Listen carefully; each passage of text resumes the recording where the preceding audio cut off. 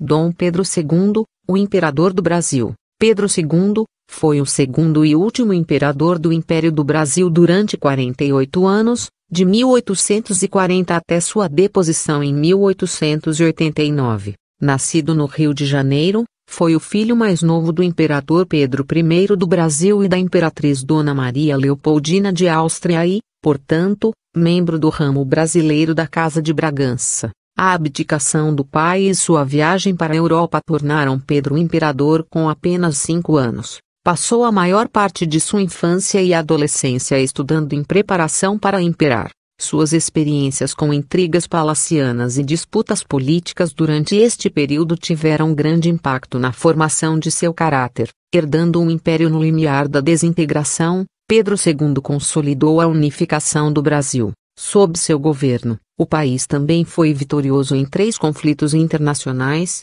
a Guerra do Prata, a Guerra do Uruguai e a Guerra do Paraguai, assim como prevaleceu em outras disputas internacionais e tensões domésticas. Um erudito, o imperador estabeleceu uma reputação como um vigoroso patrocinador do conhecimento, cultura e ciências. Ganhou o respeito e admiração de estudiosos como Graham Bell, Charles Darwin, Victor Hugo e Friedrich Nietzsche, e foi amigo de Richard Wagner, Louis Pasteur, Jean-Martin Charcot, Henry Wadsworth Longfellow, dentre outros. O Império do Brasil foi dissolvido em 15 de novembro de 1889, por meio de um golpe de Estado. Pedro II não permitiu qualquer medida contra sua deposição e não apoiou qualquer tentativa de restauração da monarquia, passando seus últimos 2 anos de vida no exílio na Europa. Algumas décadas após sua morte, seus restos mortais foram trazidos de volta ao Brasil como os de um herói nacional. Nascimento: Pedro nasceu às 2h30 da manhã do dia 2 de dezembro de 1825 no Paço de São Cristóvão, na cidade do Rio de Janeiro, Brasil. Batizado em homenagem a São Pedro de Alcântara, seu nome completo era Pedro de Alcântara João Carlos Leopoldo Salvador Bibiano Francisco Xavier de Paula Leocádio Miguel Gabriel Rafael Gonzaga. Pelo seu pai, o imperador Pedro I, ele era membro do ramo brasileiro da Casa de Bragança e seu nome era precedido pelo honorífico Dom Senhor ou Lorde, desde o nascimento. Foi neto do rei português João VI e sobrinho de Miguel, e sua mãe foi a arquiduquesa Maria Leopoldina da Áustria, filha de Francisco II, o último monarca do Sacro Império Romano Germânico. Por sua mãe, Pedro era sobrinho de Napoleão Bonaparte e primo dos imperadores Francisco José I da Áustria e Maximiliano do México, único filho do sexo masculino legítimo de Pedro I a sobreviver à infância. Foi oficialmente reconhecido como herdeiro do trono brasileiro com o título de Príncipe Imperial a 6 de agosto de 1826. A imperatriz Leopoldina morreu a 11 de dezembro de 1826, poucos dias após dar à luz um menino natimorto, quando Pedro tinha 1 ano de idade. Pedro não guardou recordações de sua mãe, a não ser pelo que depois lhe foi contado. A influência e lembrança de seu pai também apagou-se com o tempo, e não guardou fortes imagens de Pedro I, mas apenas poucas e vagas lembranças. 2 anos e meio após a morte de Leopoldina, o imperador casou-se com Amélia de Leuchtenberg. O príncipe Pedro passou pouco tempo com sua madrasta, no entanto, criaram um relacionamento afetuoso e mantiveram contato até a morte dela em 1873. O imperador Pedro I abdicou em 7 de abril de 1831, após um longo conflito com a facção liberal, que por sua vez iria mais tarde dividir-se nos 2 partidos dominantes na monarquia, o conservador e o liberal, dominante no parlamento. Ele e Amélia partiram imediatamente para a Europa, onde Pedro I iria lutar para restaurar sua filha Maria II, cujo trono em Portugal fora usurpado por seu irmão Miguel e deixado para trás. O príncipe imperial Pedro tornou-se Dom Pedro II, imperador constitucional e defensor perpétuo do Brasil. Educação. Ao deixar o país, o imperador Pedro I selecionou 3 pessoas para cuidarem de seu filho e das filhas remanescentes. A primeira foi José Bonifácio de Andrada, seu amigo e líder influente da independência brasileira, nomeado tutor. A segunda foi Mariana Carlota de Verna Magalhães Coutinho, depois Condessa de Belmonte, que detinha o cargo de aia desde o nascimento de Pedro II. Quando bebê, Pedro II a chamava de da dama, pois não pronunciava corretamente a palavra dama, considerava sua mãe de criação, e continuaria a chamá-la por afeto de da dama mesmo já adulto. A terceira pessoa escolhida foi Rafael, um veterano negro da Guerra da Cisplatina. Rafael era um empregado do Paço em quem Pedro I possuía profunda confiança, e pediu que olhasse por seu filho, pedido que levaria a termo pelo resto de sua vida. José Bonifácio foi destituído de sua posição em dezembro de 1833 e substituído por outro tutor.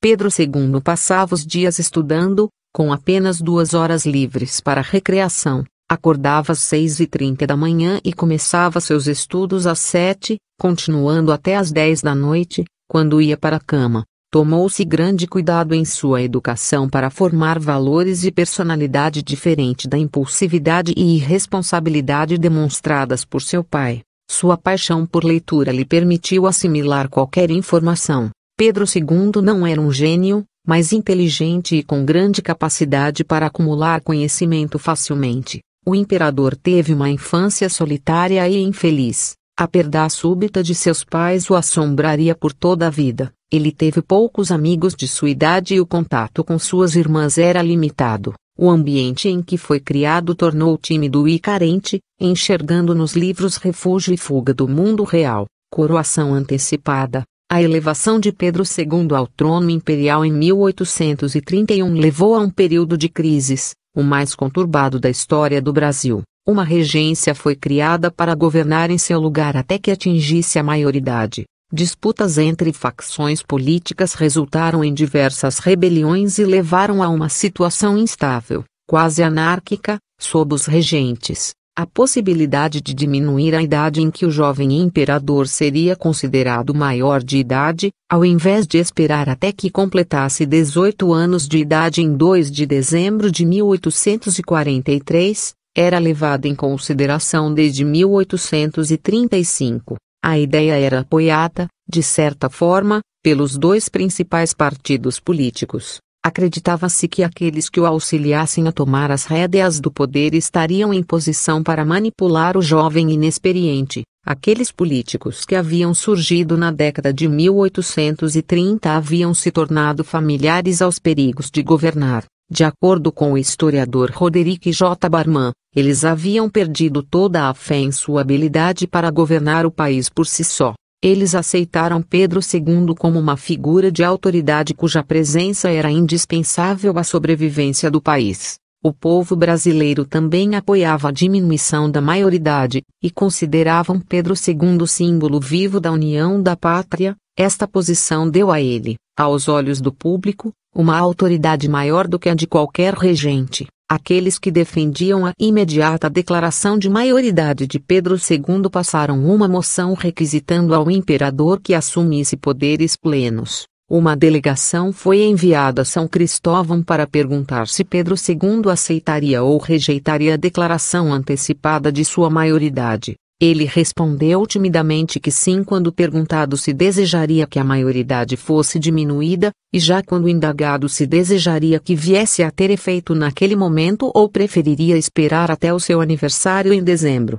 No dia seguinte, em 23 de julho de 1840, a Assembleia Geral, o Parlamento Brasileiro, declarou formalmente Pedro II maior aos 14 anos de idade. Lá, à tarde, o jovem imperador prestou o juramento de ascensão, foi aclamado, coroado e consagrado em 18 de julho de 1841. Casamento. O fim da regência facciosa estabilizou o governo. Com um legítimo monarca no trono, a autoridade foi revestida numa única e clara voz. Pedro II percebia o seu papel como o de um árbitro, mantendo seus conceitos pessoais de lado para não afetarem o seu dever de desemaranhar disputas políticas partidárias. O jovem monarca era dedicado, realizando inspeções diárias pessoais e visitas a repartições públicas. Seus súditos eram impressionados com a sua aparente autoconfiança, apesar de que sua timidez e falta de desenvoltura eram vistas como defeitos. Seu jeito reservado de falar apenas uma ou duas palavras a cada vez tornavam conversações diretas extremamente difíceis. Sua natureza taciturna era a manifestação de uma prevenção quanto a relações próximas que tinha origem nas experiências de abandono, intriga e traição que vivenciou na infância. Por trás das cenas, um grupo de servos palacianos de alto nível e notáveis políticos tornou-se conhecido como Facção Áulica e também Clube da Joana, por estabelecerem influência sobre o jovem imperador, e alguns eram de fato próximos, como Mariana de Verna. Pedro II foi usado com maestria pelos áulicos para eliminar seus inimigos, reais ou imaginários, através da remoção de seus rivais. Acesso à pessoa do monarca por políticos rivais e as informações que este recebia eram cuidadosamente controladas. Uma rodada contínua de negócios de governos, estudos, eventos e aparições pessoais, utilizadas como distrações, mantiveram o imperador ocupado, isolando-o efetivamente e impedindo de perceber a extensão do quanto estava sendo explorado. Preocupados com a taciturnidade e imaturidade do imperador, os áulicos acreditavam que um casamento poderia melhorar o seu comportamento e sua personalidade. O governo do Reino das Duas Sicílias ofereceu a mão da princesa Teresa Cristina. Um retrato foi enviado e este revelava uma jovem e bela mulher, o que levou Pedro II a aceitar a proposta. Eles foram casados por procuração em Nápoles em 30 de maio de 1843, data informada por estudiosos. Apesar de haver registros de ter ocorrido em 20 de maio de 1842, em medalha comemorativa, a nova imperatriz do Brasil desembarcou no Rio de Janeiro em 3 de setembro.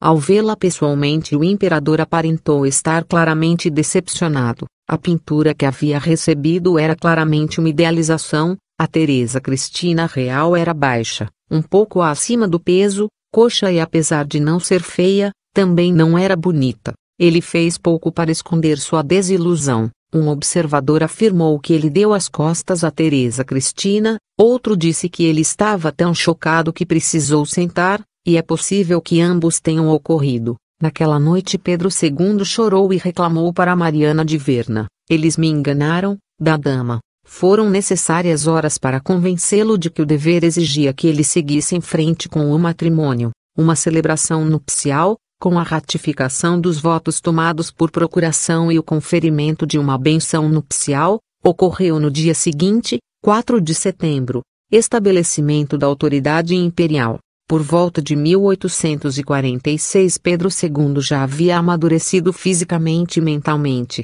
Ele não era mais o jovem inseguro de 14 anos de idade que se permitia levar por boatos, por sugestões de complôs secretos, e outras táticas manipuladoras. Ele cresceu num homem, que com 1,90 m de altura, olhos azuis e cabelos loiros, era descrito como belo. Com seu crescimento, suas fraquezas desapareceram e suas qualidades de caráter vieram à tona. Ele aprendeu não só a ser imparcial e dedicado, mas também cortês, paciente e sensato. À medida que ele começou a exercer por completo sua autoridade, suas novas habilidades sociais e dedicação no governo contribuíram grandemente para a eficiência de sua imagem pública. O historiador Roderick J. Barmão descreveu: ele mantinha suas emoções sob disciplina férrea, ele nunca era rude e nunca perdia a cabeça. Ele era excepcionalmente discreto com as palavras e cauteloso na forma de agir. No fim de 1845 e no início de 1846 o imperador realizou uma viagem pelas províncias mais ao sul do Brasil,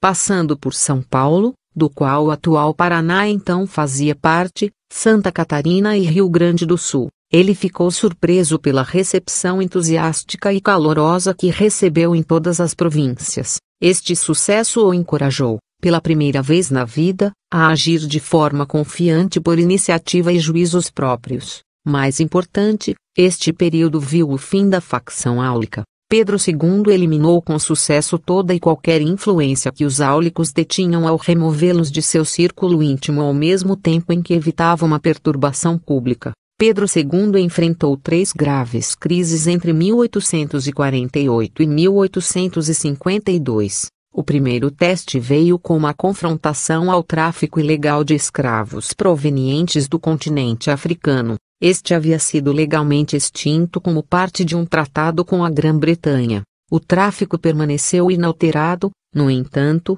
e o parlamento britânico promulgou o Bill Aberdeen em 1845, autorizando navios de guerra britânicos a abordarem navios de carga brasileiros e apreender os que estivessem envolvidos no tráfico. Enquanto o Brasil se encontrava preso a este problema, a revolta praieira eclodiu em 6 de novembro de 1848. Se tratou de um conflito entre facções políticas locais na província de Pernambuco, e foi suprimida em março de 1849. A Lei Eusébio de Queiroz foi promulgada em 4 de setembro de 1850, provendo ao governo brasileiro autoridade ampla para combater o tráfico ilegal de escravos. Com esta nova ferramenta, o Brasil passou a eliminar a importação de escravos. Por volta de 1852 esta primeira crise estava eliminada, com a Grã-Bretanha reconhecendo que o tráfico havia sido suprimido. A terceira crise envolveu um conflito com a Confederação Argentina relacionado à ascendência sobre os territórios ao redor do Rio da Prata e da livre navegação de seus afluentes. Desde a década de 1830 que o ditador argentino João Manuel de Rosas apoiava rebeliões dentro do Uruguai e do Brasil. Somente em 1850 que foi possível ao Brasil reagir à ameaça que representava Rosas. Uma aliança foi forjada entre o Brasil, Uruguai e províncias rebeldes argentinas, levando à Guerra do Prata e a consequente queda do governante argentino em fevereiro de 1852. Nas palavras do historiador Roderick J. Barman, uma porção considerável do crédito deve ser assinalado ao imperador, cuja cabeça fria, tenacidade em seu propósito, e um senso do que era possível se revelaram indispensáveis. O sucesso do Império em sua atuação nas três crises aumentou consideravelmente a estabilidade e prestígio da nação, e o Brasil emergiu como um poder no hemisfério. Internacionalmente, os europeus começaram a enxergar o país como personificador de ideais liberais familiares, como liberdade de imprensa e respeito constitucional a liberdades civis. Sua monarquia parlamentarista representativa se firmava em grave contraste à mistura de ditaduras e instabilidade endêmica às demais nações da América do Sul durante este período.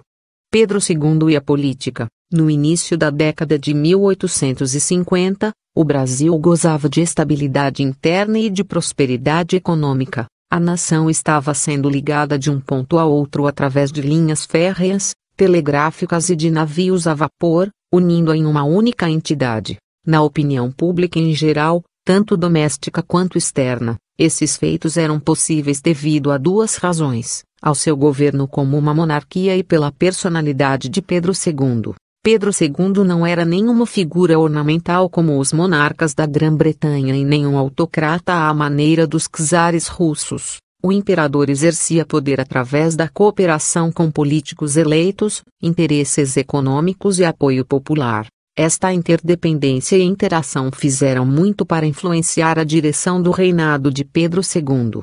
Os mais notáveis sucessos políticos do imperador foram alcançados devido à maneira cooperativa e de não confrontação no qual ele agia quanto à interdependência e interação com interesses diversos e com as figuras partidárias nos quais ele tinha que lidar. Ele era impressionantemente tolerante, raramente se ofendendo com críticas, oposição ou mesmo incompetência. Ele era cuidadoso em nomear somente candidatos altamente qualificados para posições no governo, e buscava coibir a corrupção. Ele não tinha autoridade constitucional para forçar a aceitação às suas iniciativas sem o devido apoio, e sua maneira colaboradora quanto a governar manteve a nação progredindo e permitiu ao sistema político funcionar com sucesso. As incertezas de sua infância e a exploração sofrida nas mãos de outros durante a sua juventude fizeram com que o imperador se determinasse a manter um controle sobre seu próprio destino. Em sua visão, para atingir a autodeterminação seria fundamental obter o poder necessário e mantê-lo. Ele usava sua ativa e essencial participação no direcionamento do governo como meios de influência. Sua direção se tornou indispensável, apesar de que nunca resultou em um governo de um homem só. O imperador respeitava as prerrogativas da legislatura, mesmo quando os políticos resistiam, postergavam ou frustravam seus objetivos e nomeações. O sistema político nacional brasileiro assemelhava-se ao de outras nações parlamentaristas.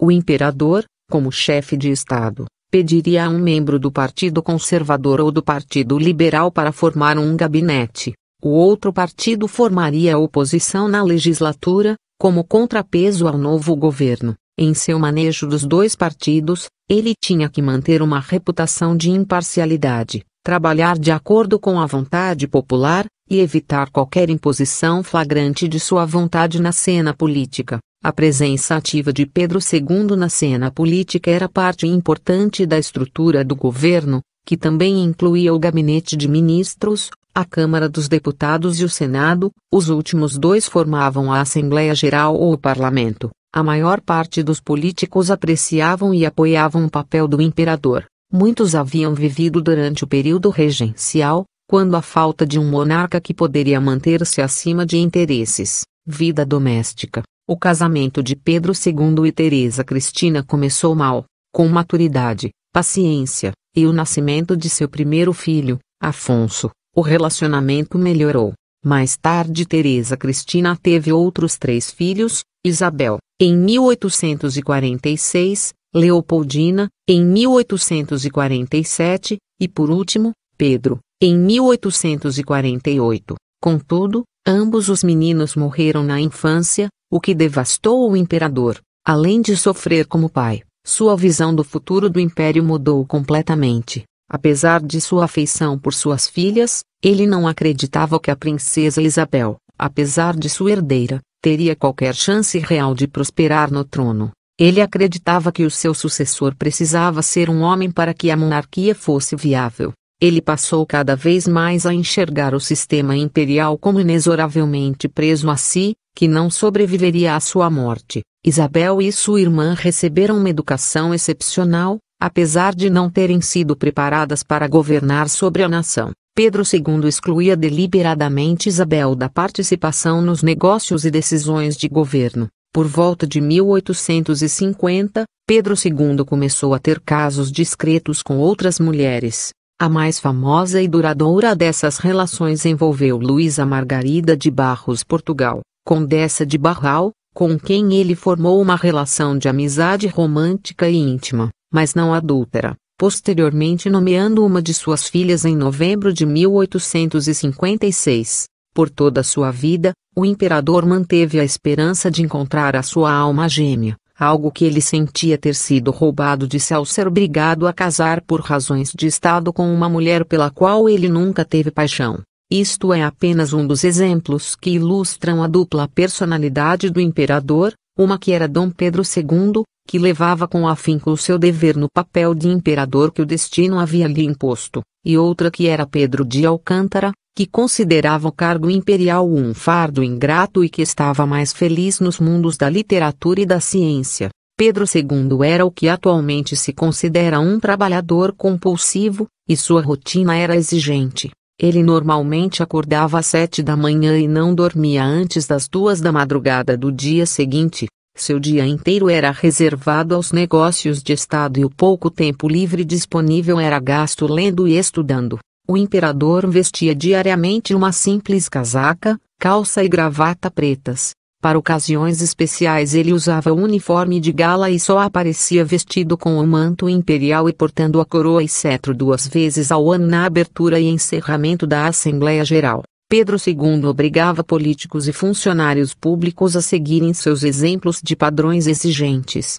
O imperador exigia que os políticos trabalhassem 8 horas por dia e adotou uma política exigente de seleção de funcionários públicos baseada na moralidade e mérito. Para estabelecer o padrão, ele vivia de forma simples. Bailes e eventos de corte cessaram após 1852. Ele também recusou as reiteradas propostas para aumentarem o valor de sua lista civil desde 1840, quando representava 3% dos gastos públicos, até 1889, quando havia caído para 0,5%. Ele recusava luxo, uma vez explicando: também entendo que despesa inútil é furto à nação. Patrono das artes e das ciências, nasci para consagrar-me às letras e às ciências, o imperador comentou em seu diário pessoal em 1862. Ele sempre teve prazer em ler e encontrou nos livros um refúgio para sua posição. Sua habilidade para relembrar trechos que havia lido no passado era notável. Os interesses de Pedro II eram diversos, e incluíam antropologia, geografia, geologia, medicina, direito, estudos religiosos, filosofia, pintura, escultura, teatro, música, química, poesia e tecnologia. No final de seu reinado, havia 3 livrarias em São Cristóvão contendo mais de 60.000 livros. Sua paixão por linguística o levou por toda a vida a estudar novas línguas, e ele era capaz de falar e escrever não somente em português, mas também em latim, francês, alemão, inglês, italiano, espanhol, grego, árabe, hebraico, sânscrito, chinês, provençal e tupi. Tornou-se o primeiro brasileiro fotógrafo quando adquiriu uma câmera de daguerreotipo em março de 1840. Criou um laboratório fotográfico em São Cristóvão e outro de química e física. Ele também construiu um observatório astronômico no Paço. A erudição do imperador surpreendeu Friedrich Nietzsche quando ambos se conheceram. Victor Hugo falou dele: Senhor, és um grande cidadão, és o neto de Marco Aurélio, e Alexandre Herculano o chamou de um príncipe cuja opinião geral o considera como o primeiro de sua era graças à sua mente dotada, e devido à sua constante aplicação desse dom para as ciências e cultura, tornou-se membro da Royal Society, da Academia de Ciências da Rússia, das Reais Academias de Ciências e Artes da Bélgica e da Sociedade Geográfica Americana. Em 1875 foi eleito membro da Académie de Ciências Francesa, uma honra dada anteriormente a somente 2 outros chefes de Estado, Pedro, o Grande e Napoleão Bonaparte. Pedro II trocou cartas com cientistas, filósofos, músicos e outros intelectuais. Muitos de seus correspondentes se tornaram seus amigos, incluindo Richard Wagner, Louis Pasteur, Louis Agassiz, John Greenleaf-Whittier, Michel-Eugène Chevreul, Alexander Graham Bell, Henry Wadsworth Longfellow, Arthur de Gobineau, Frederic Mistral, Alessandro Manzoni, Alexandre Herculano, Camilo Castelo Branco e Jean Mascoulier Fletcher. Pedro II cedo percebeu que tinha a oportunidade para utilizar seu conhecimento que havia acumulado em uso prático para o benefício do Brasil. O imperador considerava a educação como de importância nacional e era ele mesmo um exemplo do valor do aprendizado. Ele comentou: se não fosse imperador, gostaria de ser um professor. Não conheço tarefa mais nobre do que direcionar as jovens mentes e preparar os homens de amanhã. A educação também colaborou no seu objetivo de criar um sentimento de identidade nacional brasileira. Seu reino viu a criação do Instituto Histórico e Geográfico Brasileiro para promover pesquisa e preservação nas ciências históricas, geográficas, culturais e sociais. A Imperial Academia de Música e Ópera Nacional e o Colégio Pedro II também foram fundados, o último servindo como modelo para escolas por todo o Brasil. A Imperial Escola de Belas Artes, estabelecida por seu pai, recebeu maior apoio e fortalecimento. Utilizando sua lista civil, Pedro II providenciou bolsas de estudo para brasileiros frequentarem universidades, escolas de arte e conservatórios musicais na Europa. Ele também financiou a criação do Instituto Pasteur, assim como a Casa de Ópera Bayreuth Festspielhaus de Wagner, além de outros projetos semelhantes. Seus esforços foram reconhecidos tanto em casa quanto no exterior. Charles Darwin falou dele: o imperador faz tanto pela ciência, que todo sábio é obrigado a demonstrar a ele o mais completo respeito, popularidade e questão Christie. No fim de 1859, Pedro II partiu em viagem às províncias ao norte da capital, visitando Espírito Santo, Bahia, Sergipe, Alagoas, Pernambuco e Paraíba. Após 4 meses, ele retornou em fevereiro de 1860. A viagem foi um grande sucesso, com o imperador sendo alegre e calorosamente recepcionado em todos os lugares. A primeira metade dos anos 1860 viu paz e prosperidade no Brasil. Liberdades civis foram mantidas. Liberdade de expressão existia desde a independência do Brasil e continuou a ser defendida com veemência por Pedro II. O imperador encontrou em jornais da capital e das províncias uma forma ideal de manter conhecimento da opinião pública e da situação em geral da nação. Outra maneira de monitorar o império foi através de contato direto com seus súditos. Uma oportunidade para isto era durante as audiências públicas regulares nas terças e sábados, onde qualquer pessoa de qualquer classe social, inclusive escravos, poderiam ser admitidos e apresentar suas petições e histórias. Visitas a escolas, colégios, prisões, exibições, fábricas, quartéis e outras aparições públicas apresentavam mais oportunidades a ele de reunir informação em primeira mão. A tranquilidade desapareceu quando o cônsul britânico no Rio de Janeiro, William Dougal Christie, quase iniciou uma guerra entre sua nação e o Brasil. Christie, que acreditava na diplomacia das canhoneiras, enviou um ultimato contendo exigências abusivas provenientes de dois incidentes menores ocorridos no fim de 1861 e começo de 1862. O primeiro foi o naufrágio de uma barca comercial na costa do Rio Grande do Sul que resultou no saque de sua carga pela população local.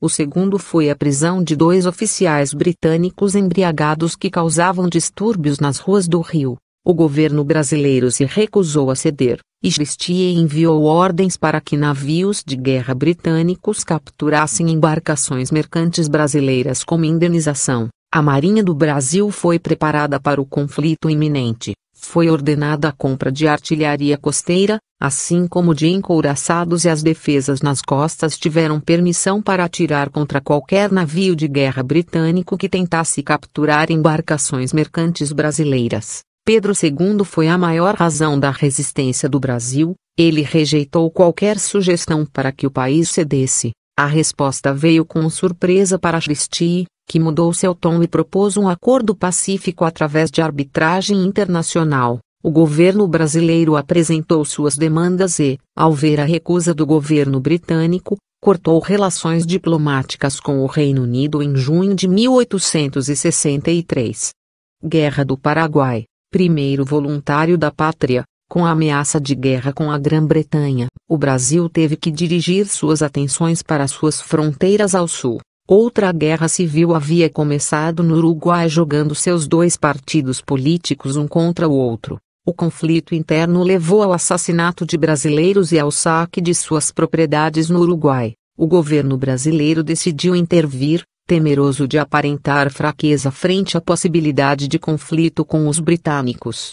Um exército brasileiro invadiu o Uruguai em dezembro de 1864, iniciando a breve Guerra do Uruguai, que terminou em 20 de fevereiro de 1865. Enquanto isso, em dezembro de 1864, o ditador do Paraguai, Francisco Solano Lopes, se aproveitou da situação para estabelecer seu país como poder regional. O exército paraguaio invadiu a província brasileira do Mato Grosso, atual estado do Mato Grosso do Sul, resultando na Guerra do Paraguai. 4 meses depois, tropas paraguaias invadiram território argentino como um prelúdio de uma invasão à província brasileira do Rio Grande do Sul. A par da anarquia reinante no Rio Grande do Sul e da incapacidade e incompetência de seus chefes militares em resistirem ao exército paraguaio, Pedro II decidiu ir à frente de batalha pessoalmente. Tanto o gabinete quanto a Assembleia Geral se recusaram a aquecer ao desejo do imperador. Após receber também a recusa do Conselho de Estado, Pedro II fez o seu memorável pronunciamento: "Se os políticos podem me impedir que siga como imperador, vou abdicar e seguir como voluntário da pátria", uma alusão aos brasileiros que se voluntariaram para ir à guerra e que ficaram conhecidos por toda a nação como voluntários da pátria. O próprio monarca foi chamado popularmente de voluntário número 1. Pedro II partiu para o sul em julho de 1865. desembarcou no Rio Grande do Sul poucos dias depois e seguiu de lá por terra. A jornada foi realizada montada a cavalo e por carretas, e à noite o imperador dormia em tenda de campanha. Pedro II alcançou Uruguaiana, uma cidade brasileira ocupada pelo exército paraguaio, em 11 de setembro, quando de sua chegada, a força paraguaia já se encontrava cercada. O imperador cavalgou a uma distância de um tiro de rifle de Uruguaiana para demonstrar sua coragem, mas os paraguaios não o atacaram. Para evitar mais derramamento de sangue, ele ofereceu os termos de rendição ao comandante paraguaio, que os aceitou. A coordenação das operações militares por Pedro II e seu exemplo pessoal teve um papel decisivo na repulsa à invasão paraguaia do território brasileiro. Havia uma crença generalizada de que a guerra estava próxima de seu fim e que a rendição de López era iminente.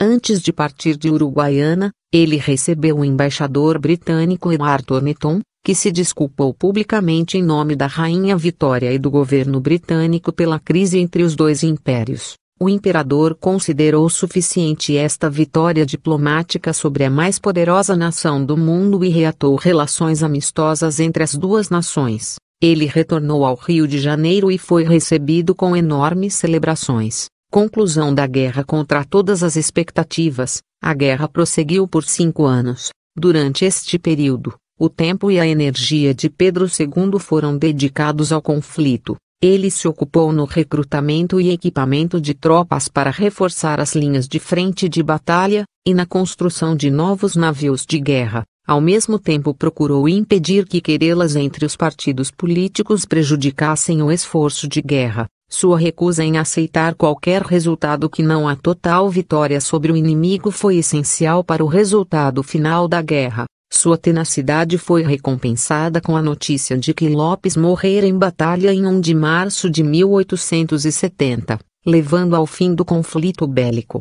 Mais de 50.000 soldados brasileiros morreram e os custos da guerra foram equivalentes a 11 vezes a receita anual do governo. No entanto, o país se encontrava tão próspero que o governo pôde quitar o débito em apenas 10 anos. O conflito foi um estímulo para a produção e para o crescimento econômico nacional. Pedro II recusou a proposta da Assembleia Geral de erguer uma estátua equestre sua para comemorar a vitória e ao invés preferiu utilizar o dinheiro necessário para construir escolas de ensino primário. Apogeu, abolicionismo, a vitória diplomática sobre o Império Britânico e a vitória militar sobre o Uruguai em 1865, seguida da bem-sucedida conclusão da guerra com o Paraguai em 1870. Resultou no que foi chamado de Era Dourada e apogeu do Império Brasileiro. A década de 1870 foram bons anos para o Brasil e a popularidade do imperador era maior do que nunca. Progressos foram feitos tanto na esfera política quanto na social e todos os segmentos da sociedade foram beneficiados com as reformas e pela prosperidade nacional crescente. A reputação internacional do Brasil melhorou consideravelmente graças à sua estabilidade política e potencial de investimento. O Império era visto como uma nação moderna e progressiva sem equivalente nas Américas, com a única exceção dos Estados Unidos. A economia começou rapidamente a crescer e a imigração floresceu.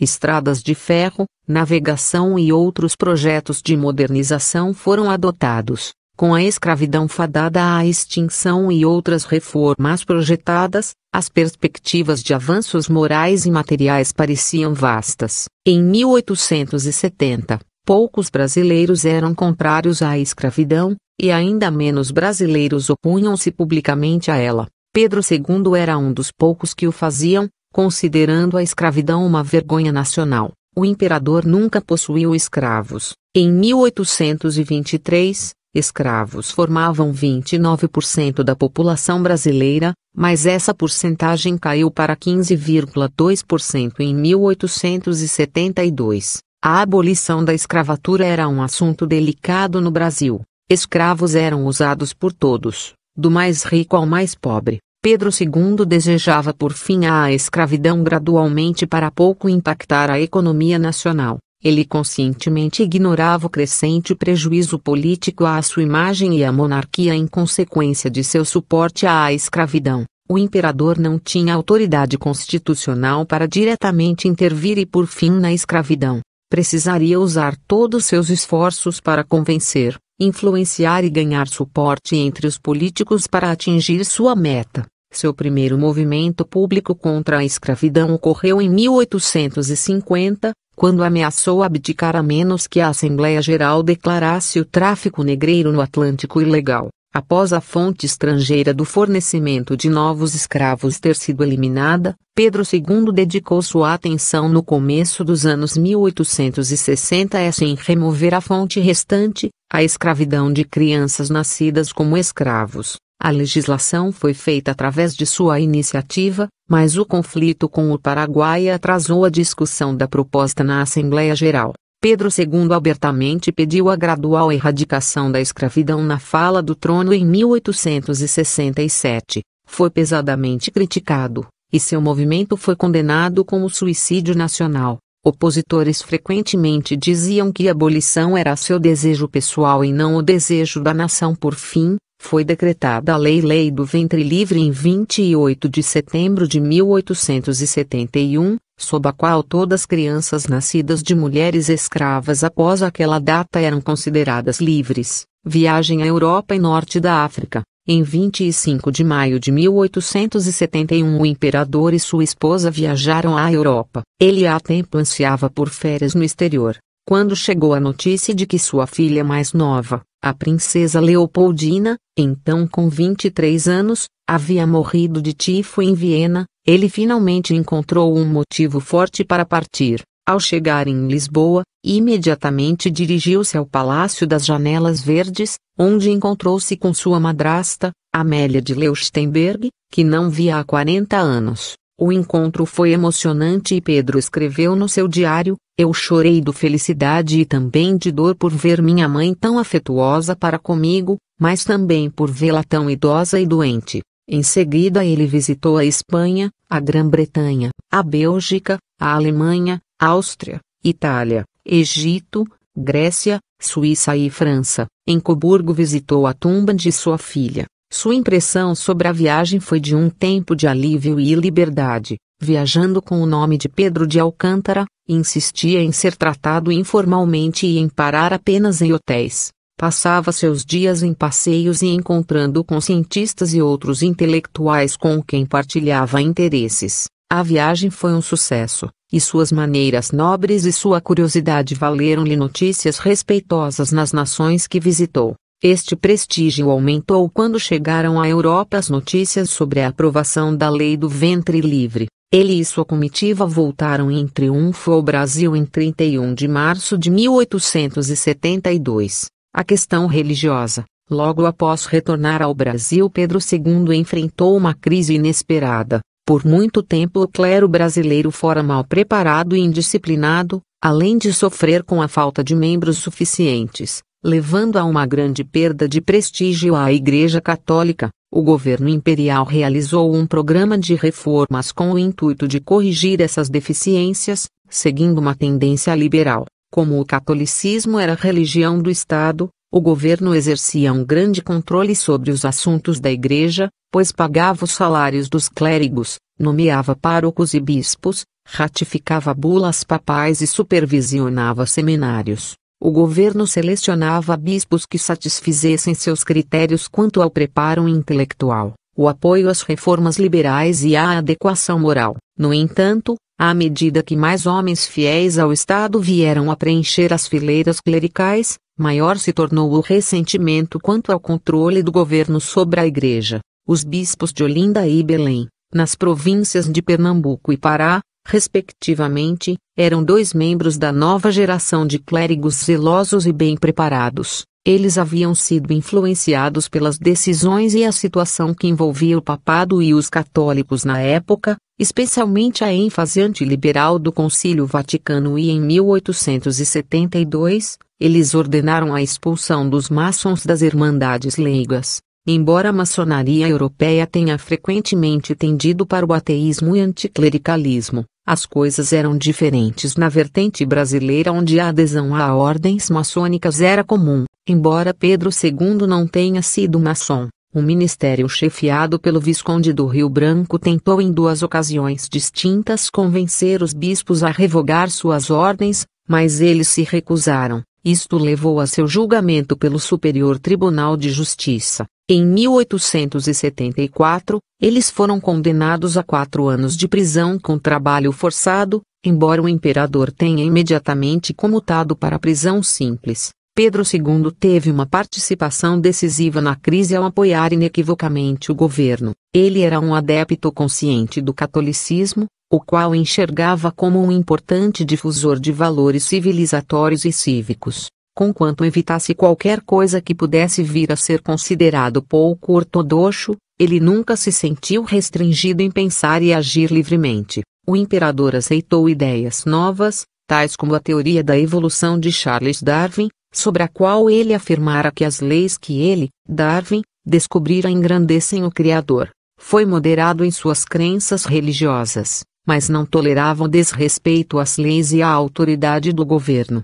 Como ele afirmou a seu genro, o governo tem que garantir que a Constituição seja obedecida. Nesses procedimentos não há desejo de proteger a maçonaria, mas sim defender os direitos do poder civil. A crise foi resolvida em setembro de 1875, após o imperador, a contragosto, ter concordado com a anistia completa aos bispos e após a Santa Sé ter anulado as interdições. Viagem aos EUA, Europa e Oriente Médio. Mais uma vez o imperador viajou para o exterior, desta vez indo aos Estados Unidos. Ele foi acompanhado por seu leal criado Rafael, que o criou na infância. Pedro II chegou a Nova York em 15 de abril de 1876, e de lá viajou pelo interior do país, indo até São Francisco no oeste, Nova Orleans no sul, Washington, D.C., no noroeste, e Toronto, no Canadá. Sua viagem foi um triunfo completo,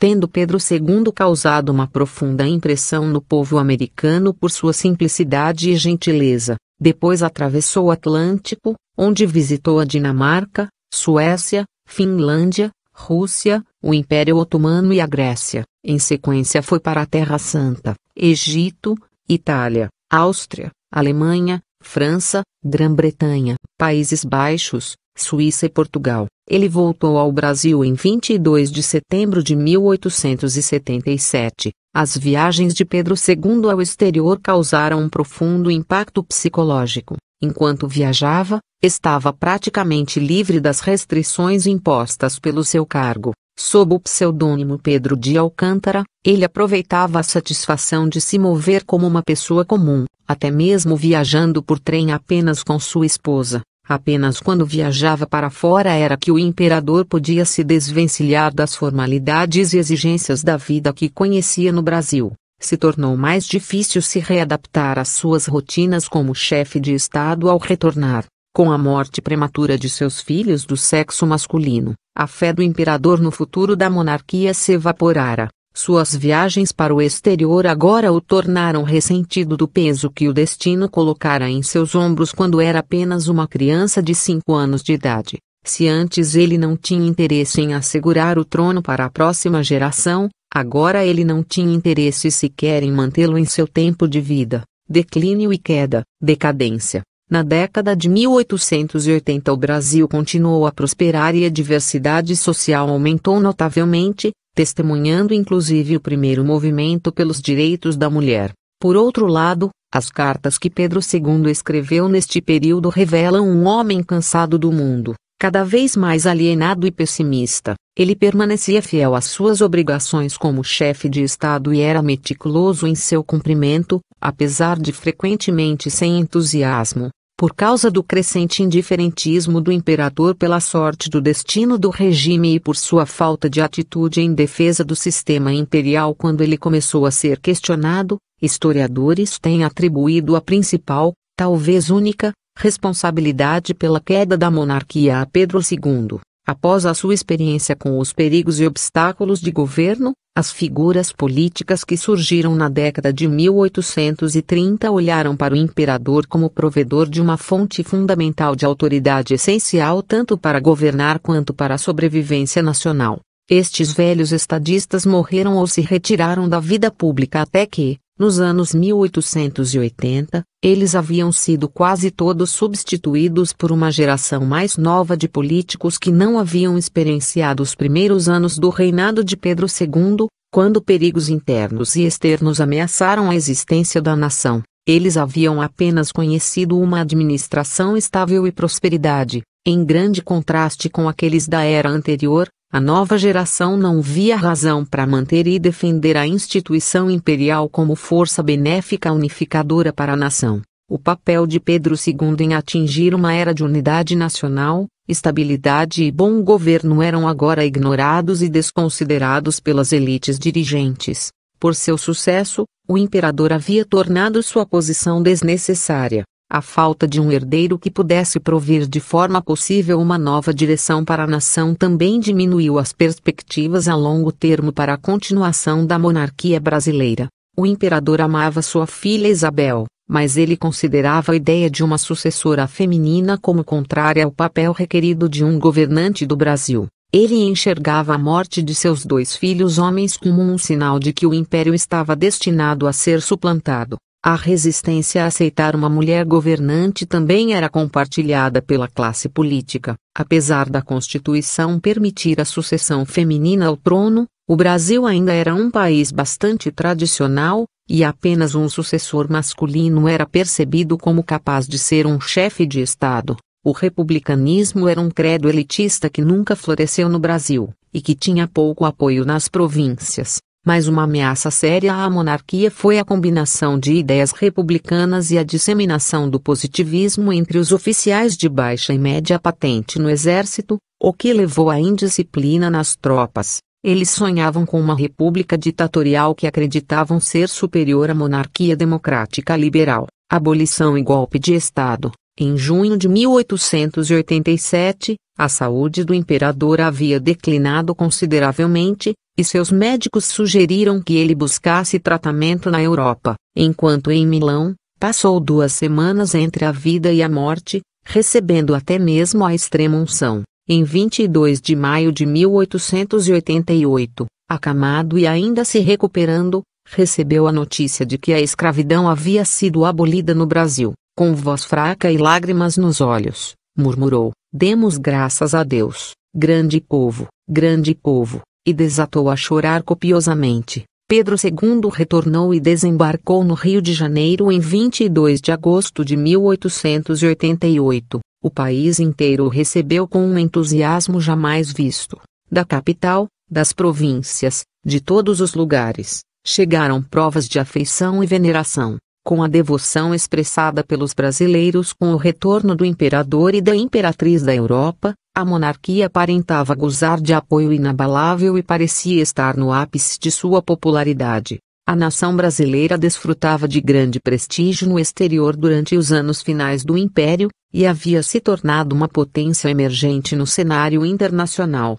Previsões de perturbações na economia e na mão de obra causadas pela abolição da escravatura não se realizaram e a colheita de café de 1888 foi bem sucedida. Contudo, o fim da escravidão desencadeou em uma transferência explícita do apoio ao republicanismo pelos grandes fazendeiros de café, detentores de grande poder político, econômico e social no país. Os fazendeiros consideraram a abolição como confisco de propriedade privada. Para evitar uma reação republicana, o governo aproveitou o crédito fácil disponível no Brasil como resultado de sua prosperidade e disponibilizou grandes empréstimos a juros baixos aos cafeicultores, além de distribuir fartamente títulos de nobreza e outras honrarias a figuras políticas influentes que haviam se tornado descontentes. O governo também tomou medidas indiretas para administrar a crise com os militares revivendo a moribunda Guarda Nacional,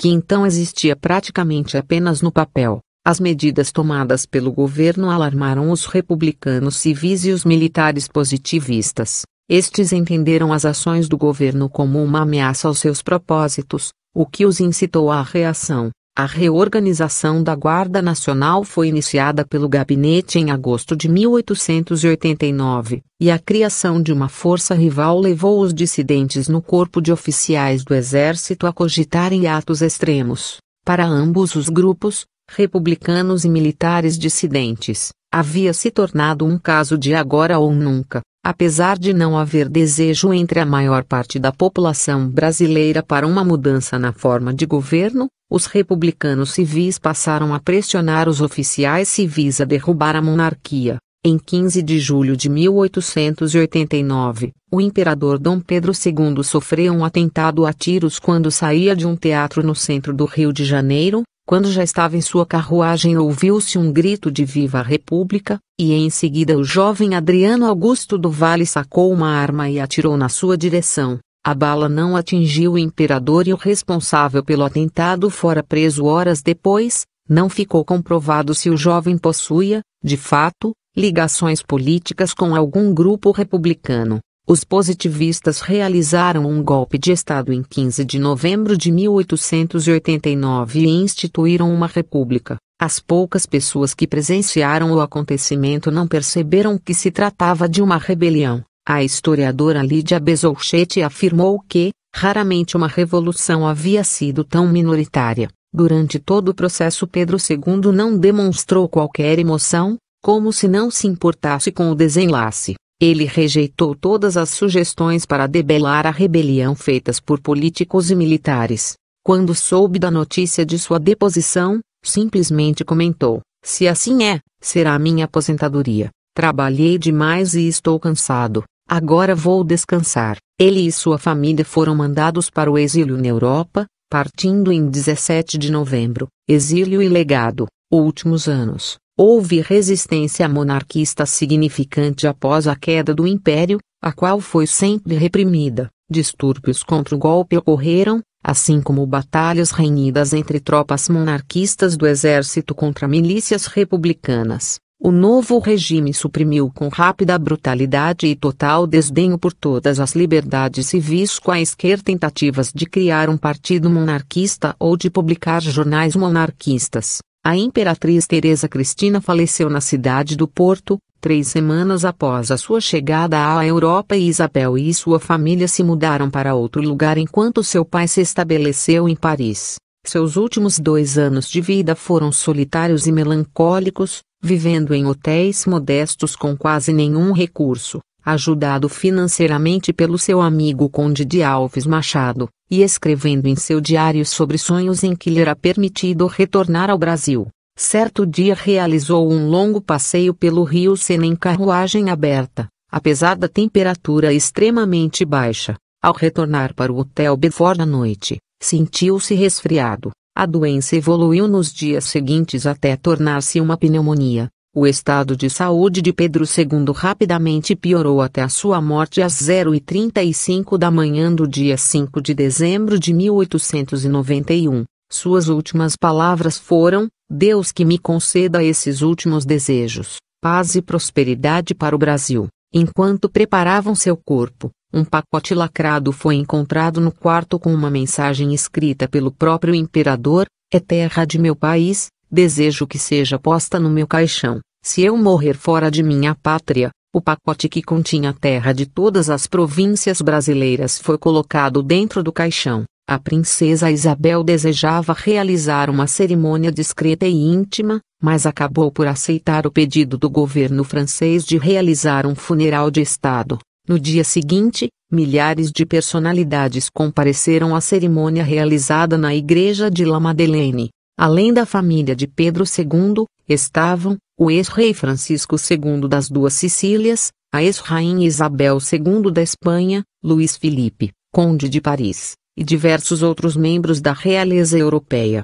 Também estavam presentes o general Giuseppe Bruggeri, representando o presidente Sadi Carnot, os presidentes do Senado e da Câmara, assim como senadores, deputados, diplomatas e outros representantes do governo francês. Quase todos os membros da Academia Francesa, do Instituto de França, da Academia de Ciências Morais e da Academia de Inscrições e Belas Artes também participaram. Representantes de outros governos, tanto do continente americano, quanto europeu, se fizeram presentes, além de países longínquos como Turquia, China, Japão e Pérsia. Em seguida, o caixão foi levado em cortejo até a estação de trem, de onde partiria para Portugal. Apesar da chuva incessante e da temperatura extremamente baixa, cerca de 300 mil pessoas assistiram ao evento. A viagem prosseguiu até a igreja de São Vicente de Fora, em Lisboa, onde o corpo de Pedro II foi depositado no Panteão dos Braganças em 12 de dezembro.